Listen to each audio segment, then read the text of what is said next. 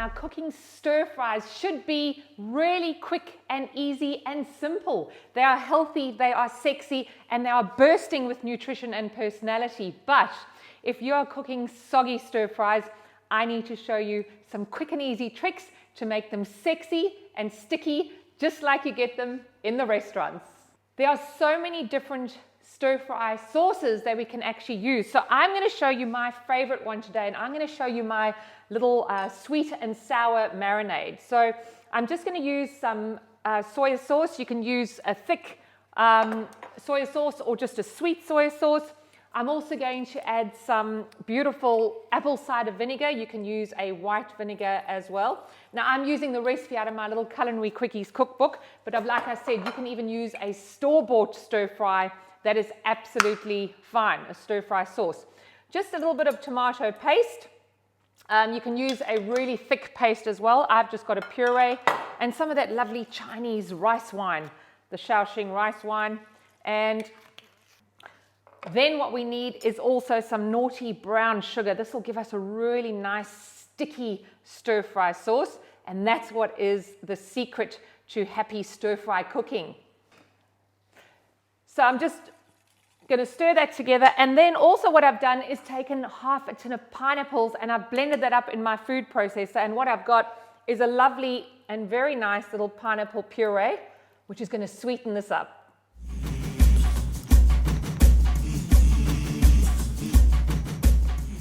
I'm also going to add some Chinese 5-spice, and you can add whatever spice you like.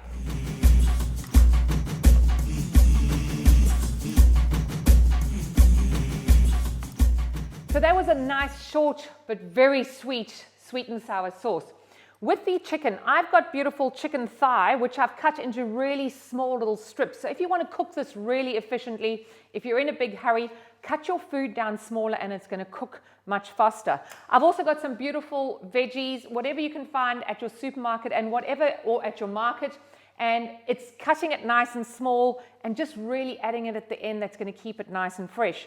Now, if you are buying a cheaper cut, if you've got a really cheap cut of beef, that is absolutely fine. What you might want to do is rely on the lovely method of velveting, where we can actually add a little bit of bicarb just the day before or even half an hour before you cook it, and then rinse it off, pat it dry, and then add your seasoning. So that's how those Chinese restaurants get their beef so nice and velvety. You can also use another technique instead of the bicarb, which you won't have to rinse off, which is using corn flour and egg white. So there's many different ways to make it nice and tender. With the chicken thigh, we don't really have to worry about tenderizing it because it's going to be perfect, because we are going to cook it nice and sticky.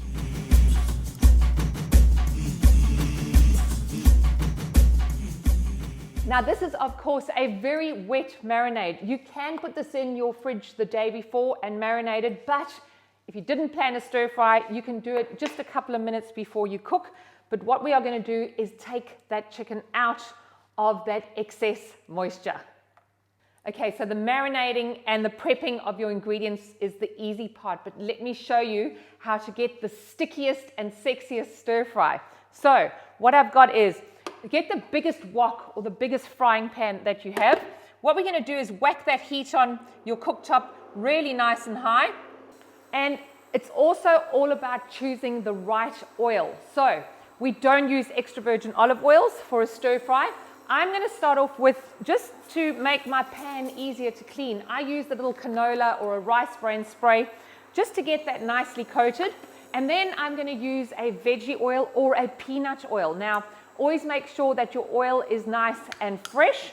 And if you need to handle that oil and be a little bit more professional looking, just put 2 fingers over the top so we don't get it all splashing out at the same time. I'm only going to use a smidgen of oil. I don't like a very greasy stir fry, but we need a little bit of that oil just to give it that moisture that it needs. Now, I highly recommend getting that pan swear word hot. And what I'm actually wearing is my apron that teaches you how to manage the heat in your pan. So if you've got someone in your house that is a compulsive stirrer, you might just want to give them a few of these tips.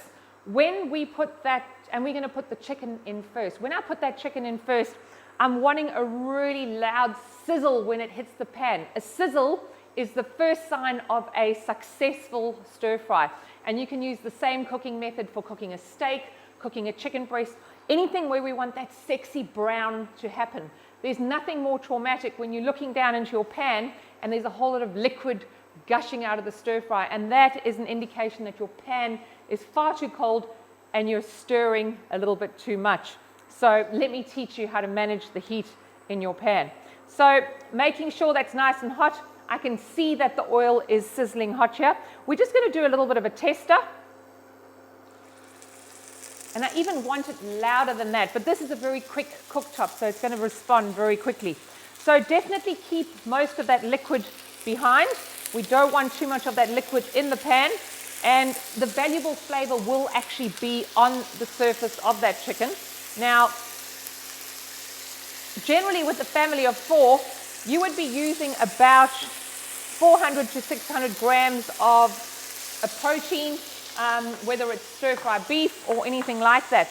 But what I do recommend you do is, as you can see, I've popped it in the pan and I'm not even going to touch it until the first layer that I've put in there is nice and brown and sexy. Now, what a lot of people will do is they will actually squish this chicken flat. Try my method of keeping it just in the one side of the pan. What I'm trying to do here, and this is my trick, is I'm actually letting the pan retain its heat.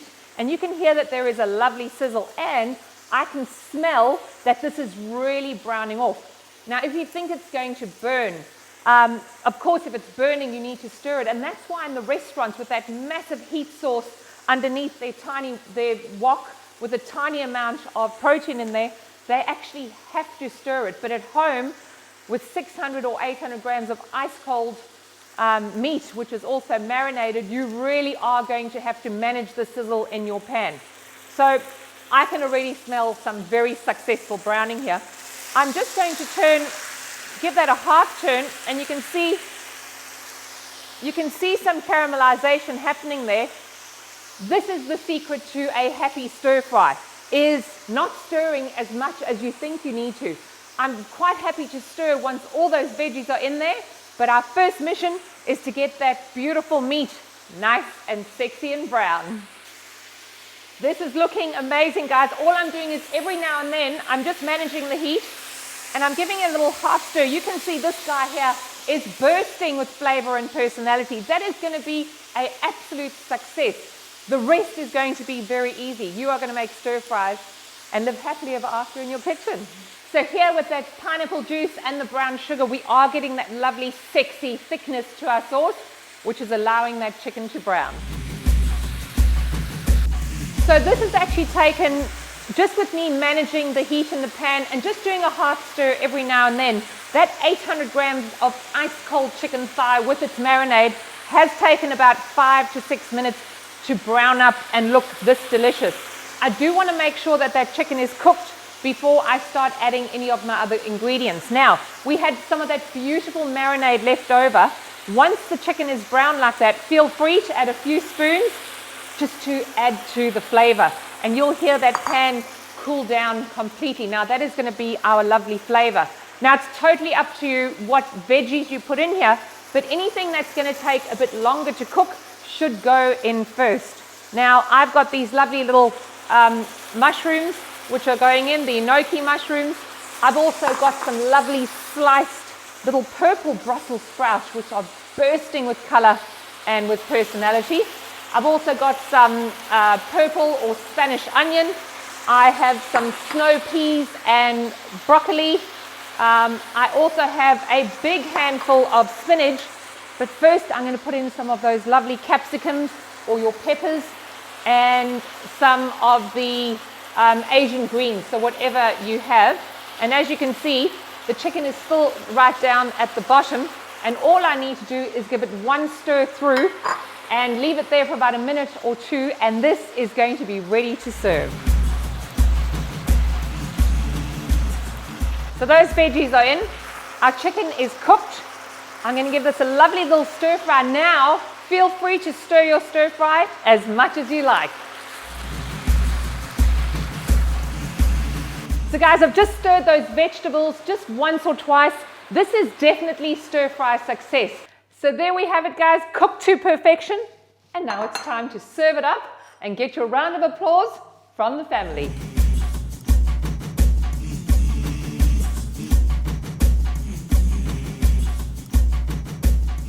So what we have here is a plate bursting with color and personality. Our chicken is beautiful and sticky, and all those glorious vegetables and that sexy sauce have made an absolutely delicious dish. Happy cooking, everyone.